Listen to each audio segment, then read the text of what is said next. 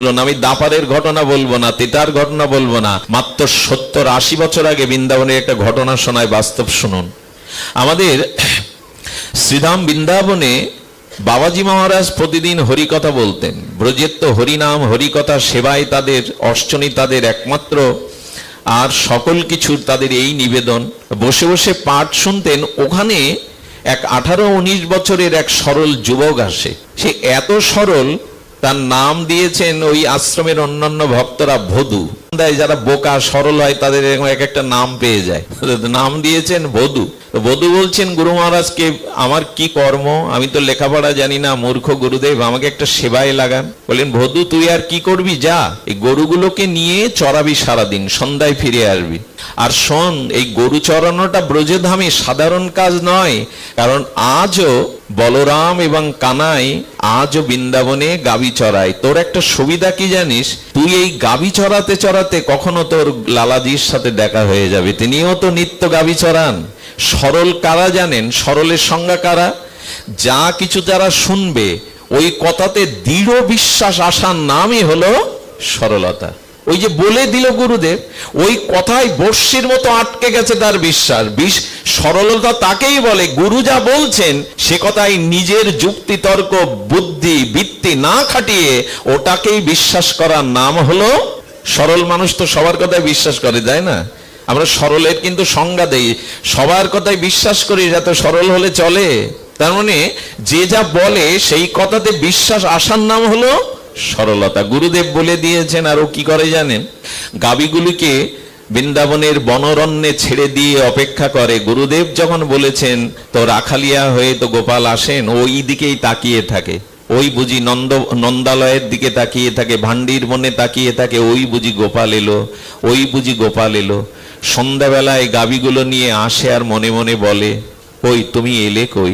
গুরুদেবের কথা তো মিথ্যা হতে পারে না। শ্রী গুরুদেব তো বলেছেন তুমি গাবি চড়াতে আসো।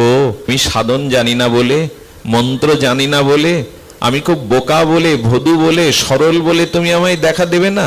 এভাবে প্রতীক্ষা করতে করতে তার নয়নে জল পড়ে।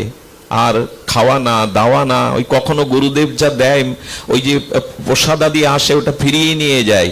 এই ব্যাকুলতা, এই উৎকণ্ঠা। কারণ সরল যারা হয় তারা দেখবেন সংসারের চিন্তা, আয়ের চিন্তা খুব বেশি করে না। কারণ সরলতার ভার ভগবানই নেন। যোগক্ষেম বহম্মহম যোগক্ষেবম বহম্মহম। একমাত্র সরলতাই ভক্তদের, গোবিন্দ এটা গ্রহণ করেন। ওর খাওয়ার চিন্তা নেই, নাওয়া নেই।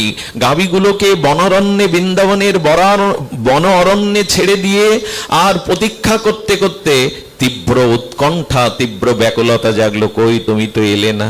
একদিন সারাদিন বললেন, আজ থেকে আমি জল প্রসাদ খাওয়াই ছেড়ে দেব তুমি যদি না আসো। এই করে 2 দিন মুখে কিছু দেয়নি। গোবিন্দ চিন্তা করলেন, আর নয়, এ জাতীয় অপেক্ষামান সরল ভক্তের কাছে ভগবান চিরদিন সুলভ।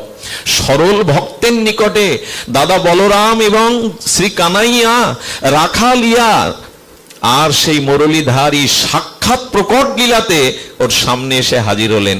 আর সেই রূপমাধুর্য দর্শন করেই বললেন, যাকে বলে দিয়েছিলেন গুরুদেব নিশ্চয়ই এই সে গোপাল। এমন রূপ কারো হয়, এমন ভঙ্গিমা কারো হয়, এমন উজ্জ্বল বর্ণ কারো হয়। এই শোনো শোনো, কি তোমার নাম? বললেন, আমার নাম কানাই। এই আমার দাদা বলাই। বলে, হ্যাঁ তোমার কথাই তো গুরুদেব বলেছিল। আচ্ছা তোমার জ্ঞান নেই, কাণ্ড জ্ঞান নেই, আমাকে এতদিন এভাবে কাঁদিয়েছো, অপেক্ষা করিয়েছো, কেন এতদিন আসনি? এটাই ভগবান ভালোবাসেন। কেন এতদিন আসনি? গুরুদেব তো মিথ্যা বলেনি। তুমি প্রতিদিন এই ভান্ডির বনে আছো, গোচারণ করতে আসো, আমাকে কেন এই প্রতীক্ষা করালে? গোবিন্দ তখন সরলতায় হাত ধরে বললেন, বড় ভুল হয়ে গেছে, আর হবে না। তবে শোনো, আজ থেকে তুমি আমার বন্ধু। আমি গল্প শোনাতে ব্যাসপীঠে বসিনি আপনাদের। এই সরলতার কাছেই, এই প্রতীক্ষামান সরল ভক্তের উৎকণ্ঠার কাছেই ভগবান ধরা দেন। ভগবান বললেন, আজ থেকে আমি তোমার সখা হলাম, প্রতিদিন দেখা হবে, আর তোমাকে কাঁদাবো না, আর তোমাকে অপেক্ষা করাবো না। নিত্যলীলায় দর্শন চলতে লাগলো। একটা কথা বলি, কুড়ে ঘরে যদি হস্তি প্রবেশ করে না হাতি, সেই ঘর কি আর থাকে? নড়ে চড়ে ভেঙে যায়। ভগবত দর্শনের পরে মানুষের অঙ্গভঙ্গিমা, তার চোখের দৃষ্টি, তার ভাব বদলায়। গুরুদেব দেখতে লাগলেন, ভদু তো আগের মতো নাই, ওর দিকে তাকালে এত আকর্ষণ আসে কেন? ওর নয়নের ভাষাটা এরকম হয়ে গেছে কেন? ওকে দেখলে তো আগের মতো মনে হয় না। আচ্ছা, শ্রী গুরুদেবকে আশ্রমের ভান্ডারী যিনি, তিনি বললেন আসলে বধূর পেছনে কিছু ওইরকম ওর মতো বোকা কিছু ছেলে, ও যা নিয়ে যায় প্রতিদিন প্রসাদ দ্বিগুণ তিনগুণ করে নিয়ে যায়। কাকে খাওয়াই শুনুন তো? গুরুদেব ডেকে বলছে, কিরে বধূ, এত প্রসাদ কাকে দিস? বলে, কেন আপনি তো কানাইয়ের কথা বলেছিলেন, দাদা বলাইয়ের কথা বলেছিলেন, তারাই তো ভাগ করে একসাথে খায়, ও তো আমার বন্ধু হয়ে গেছে। গুরুদেব দেখলেন ও মিথ্যা বলতে শেখেনি, ওর চোখের ভাষা কিছু আলাদা। ভদুরে সত্যি কিছু ঘটলো না তো? আচ্ছা, কানাইয়া আসে বলে, হ্যাঁ আপনি বর্ণনা করেন না, তার থেকে সুন্দর সে, আরে তার দিকে চোখ দিলে তো নয়ন ভিড়ানো যায় না। গুরুদেব বুঝতে পারলেন তার চোখের ভাষায়, তার অনুভূতিতে কিছু একটা ঘটেছে। আচ্ছা, কাজ কর না, তুই তোর বন্ধুকে সকাকে আশ্রমে নিয়ে আয় না, কাল দুপুরে এখানে প্রসাদ পাবে, যা নিয়ে আয়। পারবি? বলি, এ আর সহজ কি, বন্ধুকে আনতে পারবো না তোমার এখানে? আমি কথা দিচ্ছি কাল দুপুরে এখানে আনবো আমি। সকালে গিয়ে বলছে, শোনো বন্ধু, শোনো সকা, আজ এই প্রসাদটা যে ভাগ করে খাচ্ছি আমি, তোমাকে খাওয়াচ্ছি, এটাও গুরুদেবের দেওয়া। আর আমি যে এই গরু চড়াতে চড়াতে তোমার দেখা পেয়েছি, এটাও গুরুদেবের কৃপা। আজকে দুপুরে কিন্তু গুরুদেবের আশ্রমে ভিক্ষা পেতে হবে, গুরুদেব বলে দিয়েছেন। সঙ্গে সঙ্গে হাতটা ধরে, বধূর হাতটা ধরে বলছেন গোবিন্দ, কানাইয়া বলছেন, লালাজি বলছেন, সবার কাছে আমি যাই না রে, সবাই আমাকে জানতে পারে না, দেখতে পারে না, তোর মতো সরল কজন বলতো? আমি ওখানে যেতে পারবো না, ওখানে আমার যাওয়া সম্ভব না। দেখুন প্রেম কাকে বলে, অনুরাগ কাকে বলে। তখন কি করেছে জানেন? যে রুটিটা ভাগ দিয়েছিল কানাইকে, ওই রুটিটা কেড়ে নিয়ে বলছেন গুরুদেবের দেওয়া রুটি খাবে, অথচ তার কাছে তাকে দেখা দিতে পারবে না। এই রুটির ভাগ আমি তোমায় আজ থেকে দেব না। শোনো, যদি গুরুদেবের ইচ্ছা পূর্ণ না করো, আজ থেকে তোমার আমার বন্ধুত্ব খারিজ, আমি আর তোমার দিকে চাইবো না, যাও চলে যাও। ভগবান এই প্রেমটাই চান, এই ভালোবাসাটাই চান। যখন অভিমান করে রুটি কেড়ে নিয়ে অন্যদিকে ফিরে তাকিয়েছে, গোবিন্দ সব সহ্য করতে পারেন, তার কোন প্রিয় ভক্তের কষ্টকে তিনি সহ্য করতে পারেন না। দেখুন ভগবান স্বতন্ত্র, কিন্তু এক জায়গায় সর্বশক্তিমান ভগবান স্বতন্ত্রতা হারিয়ে ফেলেন, তার স্বতন্ত্রতা থাকে না, তিনি পরতন্ত্র হয়ে যান। তার কাছে ভক্ত যখন ওই দিকে মুখ ফিরে তাকিয়ে আছে, কাঁদছে, গুরুদেবের জন্য এই বৃন্দাবনে ঠাঁই পেলাম, তার প্রসাদ পাচ্ছ, তার জন্য পেলাম, আর তাকে দেখা দেবে না? সঙ্গে সঙ্গে গোপাল সামনে হাত ধরে বলছেন, রাগ করো না, রাগ করো না, এক কাজ করো, আমি ওখানে যেতে পারবো না, শ্রী গুরুদেবকে একা একা এখানে প্রসাদ নিয়ে আসতে বলো, আমি পাবো। কিন্তু তোমার সাথে আমার এই বন্ধুত্ব আমি খারিজ করতে পারবো না। আমি তোমাকে ছেড়ে, একটা কথা বলি, ভগবানকে ছেড়ে ভক্ত থাকতে পারে বটে, কিন্তু ভগবানের সাধ্য নাই ভক্তকে ছেড়ে থাকতে। এটি উনি পারেন না, এটা পারা ওনার পক্ষে সম্ভব নয়। এই জন্য ভগবান এখানে স্বতন্ত্র নন, এখানে পরতন্ত্র। তিনি ভক্তের অধীন হয়ে যান, সবকিছু উপেক্ষা করতে পারেন। ভক্তের ভক্তিকে, সরলতাকে উপেক্ষা ভগবান আজও করতে পারেন না। এই জন্য বললেন গুরুদেবকে নিয়ে এসো। দৌড়ে গুরুদেবকে বলছেন, গুরুদেব ভান্ডির বনে চলুন, কানাই বলায় আপনার জন্য, তবে আপনাকে একা যেতে বলেছে। সুধীবৃন্দ, আজকে শিষ্য গুরুদেবকে ধরে আনছেন গোবিন্দ মিলনের জন্য। গুরুদেবের চোখে জল, আর মনে মনে বলছেন, ওরে গুরুদেবই শিষ্যকে গোবিন্দ রাধারানীর চরণে সমর্পণ করে। আজ ধন্য আমি, তোর মতো শিষ্যের দ্বারাই আমি ভগবানকে পাচ্ছি, আজ গোবিন্দের চরণে আমি যেতে পারছি, ধন্য তুই। যখনই গুরুদেব এসেছেন, গুরুদেবকে আর সাক্ষাৎ দেখতে পান, ওই একই কথা, তোমার মতো সরলতা তোমার গুরুদেবের নাই, তোমাকে স্পর্শ করতে পারো, তোমার করুণাতেই সে আমাকে দেখতে পাবে। বধূকে স্পর্শের সাথে সাথে কানাই বলাইকে ডেকে প্রসাদ দিলেন, প্রসাদ পেলেন অধরামৃত। এটা মাত্র 70-80 বছর দাপারের ঘটনায়, 5000 বছর আগের ঘটনা নয়, 70-80 বছরের এই ব্রজেরই ঘটনা। আমি প্রেমের লক্ষণ বলতে গিয়ে ব্রজবাসীদের লক্ষণা প্রেম ভক্তি বলছিলাম। এই সরলতা, এই ব্যাকুলতা, এই উৎকণ্ঠাই হলো প্রেম ভগবানের জন্য। প্রতিটি ক্রিয়া প্রতিক্রিয়া, শ্বাস প্রশ্বাস, তাকে পাওয়ার যে ব্যাকুলতা, এটার নামই হলো প্রেম। কবে হবে এটা? বলে যার হয়েছে তার সঙ্গ নিন, যার হয়েছে তার সংস্পর্শে যান, তার ওই বীজাণুটা আপনার মধ্যে প্রবেশ করবে, তখনই অনুভূতি জাগবে। দেখুন, আমাদের হৃদয়ে বাসনা, কামনা, জন্ম জন্মান্তরীণ আবর্জনা, কুসংস্কারে ভরা, ওইখানে ভগবানের পাদ পদ্মকে রাখুন, ওইখানে ভগবানের লীলাকে বিন্দু বিন্দু আকার করে ওখানে সঞ্চিত করতে থাকুন। তবে হৃদয় থেকে বাসনা যাবে, আমিত্ব যাবে, ভোগ প্রবৃত্তি যাবে, আর ওইখানে ভগবানের নিত্য নিরন্তর চরণ লীলা স্মৃতি এটাই জেগে যাবে।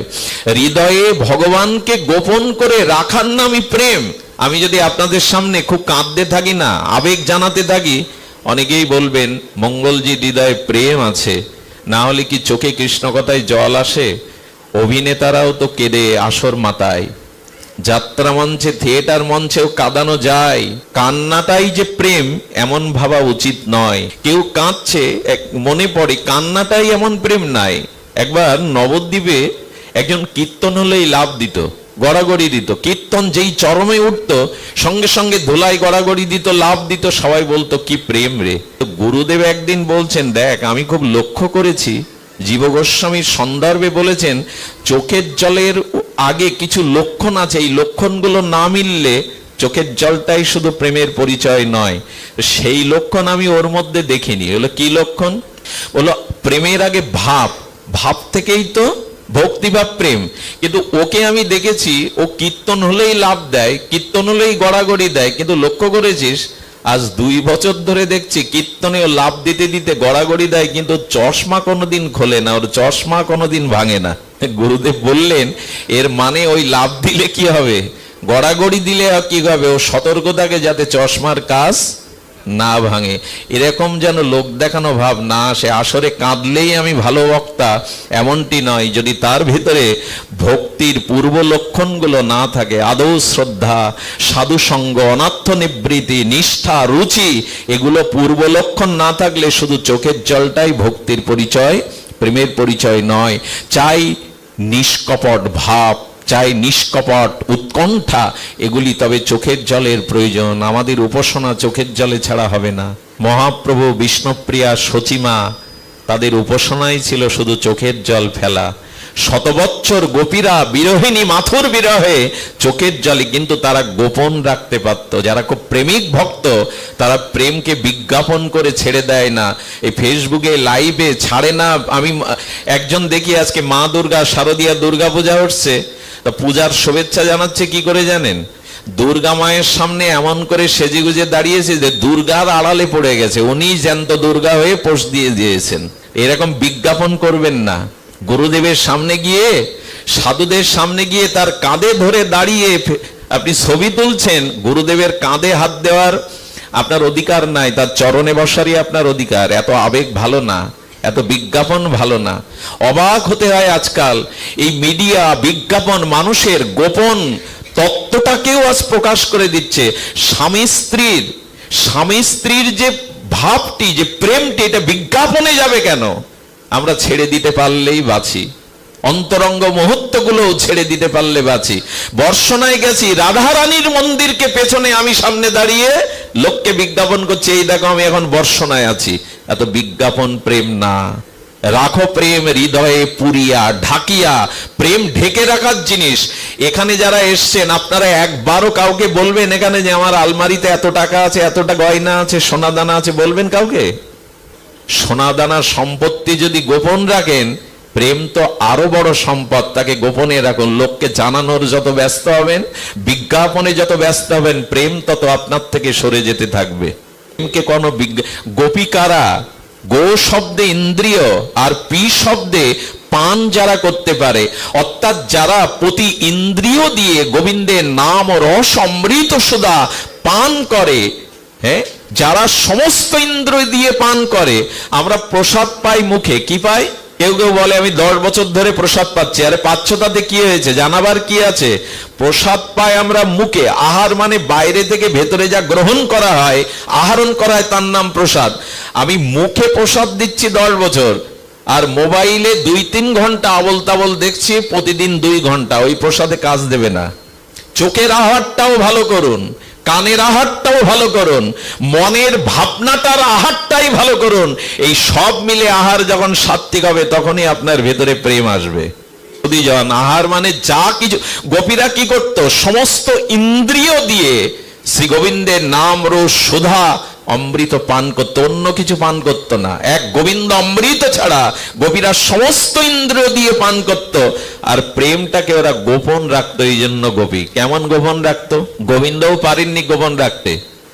দেখুন দ্বারকায় 16,108 জন মহিষী, তার মধ্যেও সকালে উঠে রুক্মিণী সদ্যমামা জাম্ববতী প্রেয়সীগণ দেখতো গোবিন্দের বালিশটা ভিজে। কেন জানেন? ঘুমিয়ে ঘুমিয়ে গোপীদের কথা ভাবতে ভাবতে, ব্রজবাসীদের কথা ভাবতে ভাবতে রাত্রে এত কাঁদতো, বালিশটা ভেজা পাওয়া যেত।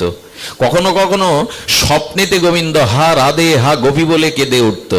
আরে চিন্তা করে পারতো না রুক্মিণী সত্যভামা, আমরাও তো প্রাণ দিয়ে প্রাণনাথকে ভালোবাসি, গোপী গোপী করে চিৎকার করে কাঁদে কেন আমাদের প্রাণনাথ? ওইটা কি আর ভুলতে পারে গোবিন্দ? রুক্মিণী দেবী বুঝেছিলেন কেন গোবিন্দ রাধে রাধে বলে কেঁদে ওঠে স্বপ্নের মধ্যে, কেন বালিশ ভিজায়। কেন জানেন? কুরুক্ষেত্রে 100 বছর পরে যখন রাধা মাধবীর মিলন হয়, অর্থাৎ ব্রজবাসীদের সাথে দ্বারকাবাসীদের কুরুক্ষেত্রে মিলন হয়, এটা আপনারা জানেন শাস্ত্রজ্ঞগণ। তো মিলনের সময় রুক্মিণী দেবীকে একবার বলেছিল কৃষ্ণ, যদি রাধারানীর কাছে যাও একটু সেবা করে এসো, আর সেবা করতে গিয়ে তুমি দুগ্ধবর্তন করে খাঁটি গোদুগ্ধটা তাকে একটু সেবা করিয়ে এসো। তা গোদুগ্ধ দুগ্ধবর্তন করে নিয়ে গেছে, কিন্তু সেবার আবেশে রুক্মিণী দেবী দেখেনি ওটা কতটা শীতল, খুব তপ্ত ছিল, খুব গরম ছিল। দুধটা যেই রাধারানীর মুখে দিতে গেছে, বললেন কৃষ্ণ বিরহে বিরহিনী যে, তার কি সঙ্গীত, তার কি দুগ্ধ খেতে ভালো লাগে? বললো গোবিন্দই তো তোমাকে সেবার জন্য পাঠিয়েছেন। যেই বলেছে গোবিন্দ পাঠিয়েছেন, সঙ্গে সঙ্গে দুধটা পান করে নিল। দুধ পান করিয়েছে সকালে, সন্ধ্যায় রুক্মিণী দেবী প্রাণনাথ শ্রী গোবিন্দের চরণ সেবা করতে গিয়ে দেখে ফোসকা পড়ে গেছে গোবিন্দের কোমল চরণে। প্রাণনাথ, তোমার চরণে এরকম লালিমা হয়ে গেছে, ফোসকা পড়ে গেছে, কোথায় তাপ লাগলো? বললো সকালে তো তাপটা তুমিই দিলে। আমি দিলাম মানে? বলে রাধারানীকে তুমি যে দুগ্ধটা খাইয়েছিলে, ওই দুগ্ধটা অতি উষ্ণ ছিল, গরম ছিল। বলো তাতে কি হলো? রাধারানী দুগ্ধ খেয়েছে তো তোমার চরণে কি করে পড়লো?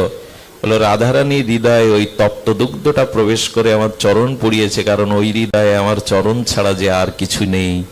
এসব কথার গভীরতা আমরা মাপতে পারবো না, এসব কথার গভীরতা আমরা মাপতে পারবো না, তবু শুনে রাখা ভালো।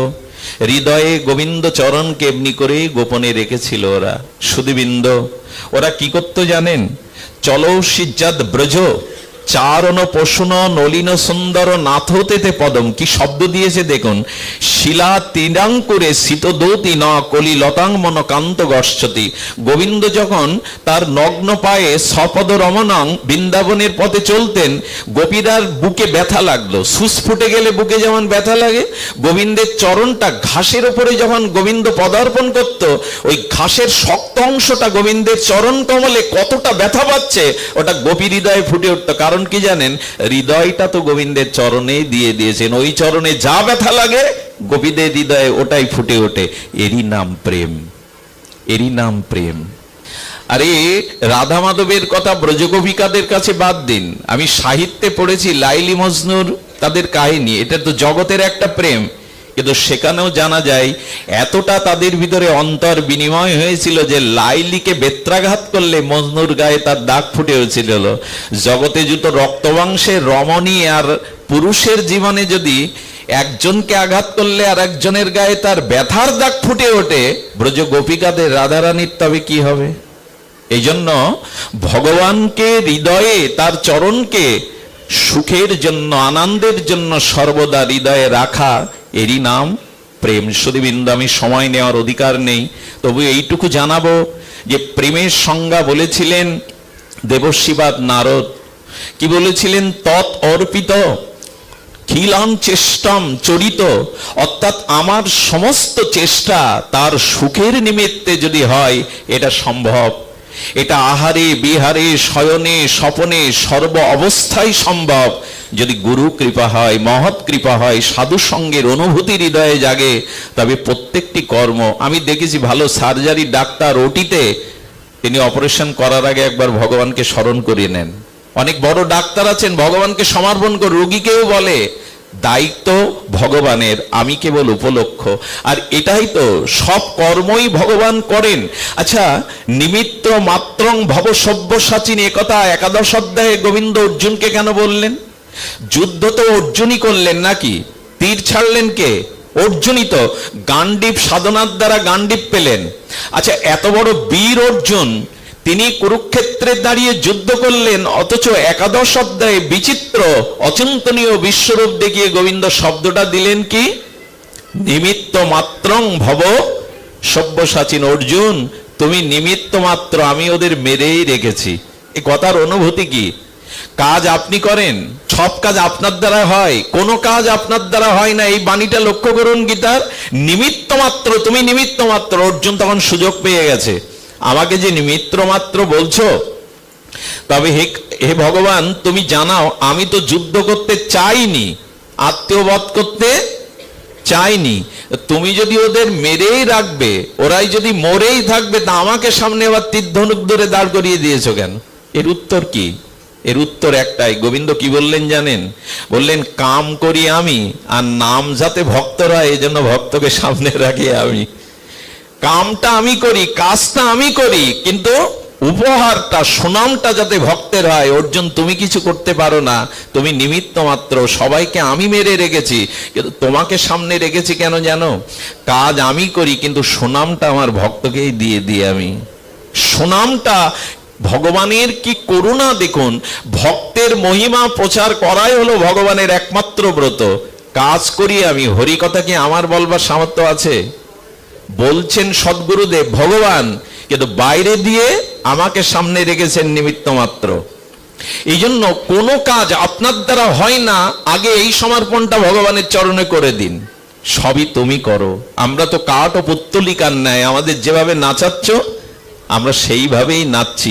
আগে এই সমর্পণটা তো করুন, এটাই প্রেমের সূচনা বা শুরু। সবকিছু তুমি, নিমিত্ত মাত্রং ভব সব্যসাচিন। প্রেমটা কেমন? আমি গতকাল পাঠে এটা উল্লেখ করেছিলাম। অর্জুনের একবার অহংকারও এলো। অহংকার এলো এই যে যুদ্ধ বিজয়ী আমি, আর আমি গোবিন্দের এত বড় ভক্ত যে আমার কারণে ভগবান আমার সারথি হলেন। সুধীবৃন্দ, এই ভক্তের ভক্তির অভিমান যখন এলো, আমি বড় ভক্ত, অন্তর্যামী গোবিন্দ তখন বললেন, অর্জুন চলো তো একটু বেরিয়ে আসি। সেই রথে করে অর্জুনকে নিয়ে গিয়ে গোবিন্দ মায়ার দ্বারা কি করলেন জানেন? অর্জুনের হৃদয়ে পিপাসা জাগিয়ে দিলেন। অর্জুন বললেন, আমার বড় পিপাসা লেগেছে। বলল, ওই দেখো একটা কুঠিয়া আছে, নিশ্চয়ই কেউ ভজন করছে, ওখান থেকে পিপাসার জল পান করে এসো। অর্জুন গিয়ে দেখে, আর ৮০ বছরের এক বিদ্যা বসে বসে জপ করছে, ওং কৃষ্ণায় নমঃ, ওং নমঃ ভগবতে বাসুদেবায়।